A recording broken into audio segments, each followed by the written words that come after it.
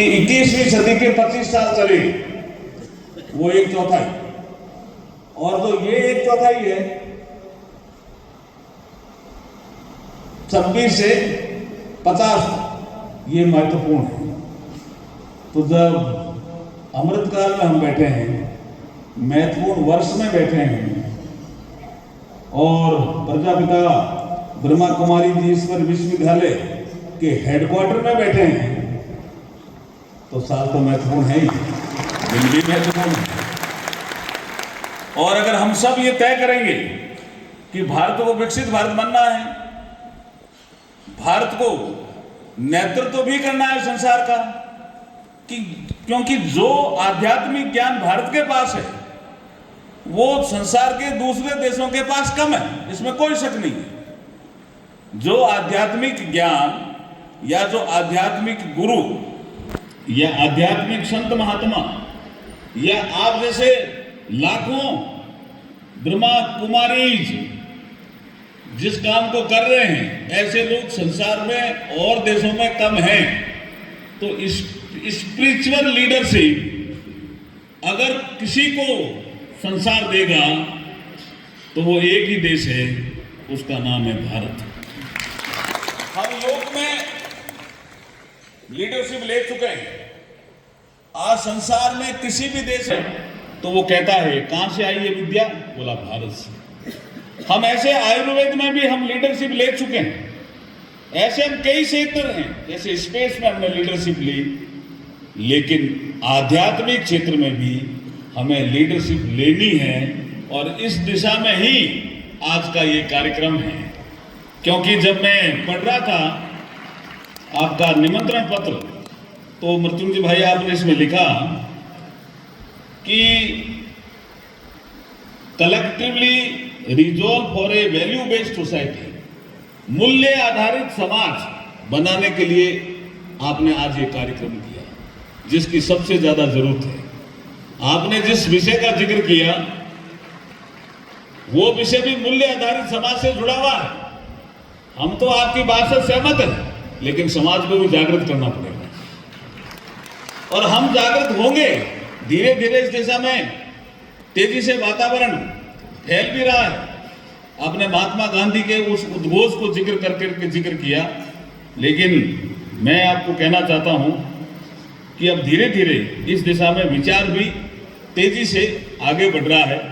और आपने कहा कि बीजेपी नहीं करेगी तो कौन करेगा। मैं इसको दूसरे शब्दों में कहता हूं, मोदी है तो मुमकिन है। मैं इसको दूसरे शब्दों में कहता हूं। और भारत की ये विशेषता है कि भारत के लोगों ने जब भारत के अवधारणा के लिए जब गीत गाया, तब भी उसमें यह विषय आया, जहां डाल डाल पर सोने की चिड़िया करती है बसेरा, वो भारत है मेरा, वो भारत देश है मेरा, जहां सबसे पहले आकर सूरज डाले अपना डेरा, वो भारत देश है मेरा, वो देश है मेरा। ये साधारण गीत नहीं है। हमारे देश में ही एक प्रदेश का नाम अरुणाचल प्रदेश, उसका नाम ऐसे है कि संसार में सबसे पहले सूरज की किरणें पड़ती है तो अरुणाचल प्रदेश की पहाड़ियों पे पड़ती है। इसलिए कहा गीत में, जहां सूरज सबसे पहले आकर डाले अपना डेरा, वो भारत देश है मेरा, वो भारत देश है मेरा, वो भारत देश है मेरा, वो भारत।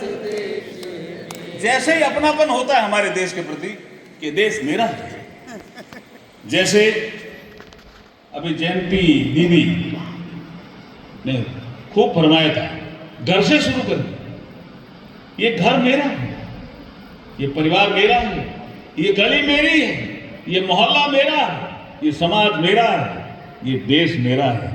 आप देखना तीसरा नेत्र जाग जाएगा और पूरे संसार को ज्ञान देने लग जाएंगे हम।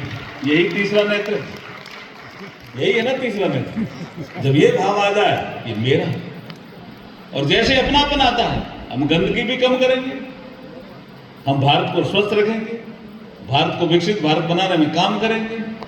भारत में वो ताकत है भी, सात्विक मूल्यों की जो सबसे बड़ी ताकत है वो भारत में ही विद्यमान है। और जगह भी है, लेकिन सबसे ज्यादा ताकत, सात्विक मूल्यों की ताकत भारत में भी विद्यमान है।